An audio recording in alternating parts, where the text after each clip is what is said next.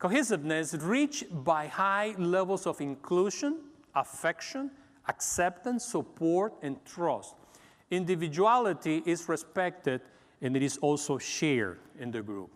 So this group is going to be cohesive. It's going to work as a compact group, a group that does really well and becomes very strong, depending on what are the levels of inclusion, how inclusive, no exclusive, but inclusive we are with the members of the group.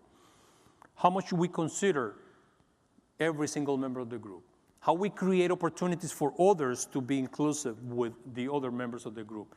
The affection that is expressed. And with affection, we have to be very careful because, again, unfortunately, our society does not promote a healthy way of thinking about affection.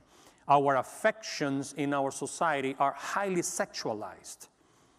And especially in regroup, this is my guess, and correct me if I'm wrong, a lot of the interactions in regroups tend to be very sexualized, even though they may not be saying it in that way. So you have to be very careful. How do you manage that? Because a lot of these folks come from very abusive, sexualized relationships outside. And they are trying to heal from that and learn how to do healthy relationships. So affection has to be redefined again and again and again. And be redefined in ways that are more conducive to trust, safety, respect, dignity, respect for dignity in human beings. But it's important, this is our chance in our groups. Acceptance, we need to accept people, and that's a very easy word to use, very hard to practice. How do you accept someone who's doing something that you don't like, that you're completely against?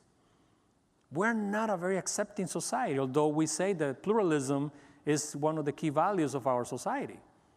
We apply that so wrongly because we use pluralism to say whatever we want. That doesn't mean that we accept everyone as they are.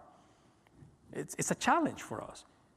But we need to create some level of acceptance. Again, accepting others doesn't mean that I agree. So how do I communicate my disagreement and still can love you? How I still can package a healthy challenge when it is needed and still communicate that I love you, even if you don't respond well to my challenge. That's the challenge for us too. Support, of course, and trust. We've been talking about those two for a while now. How do we create support and trust in the midst of relating well with others?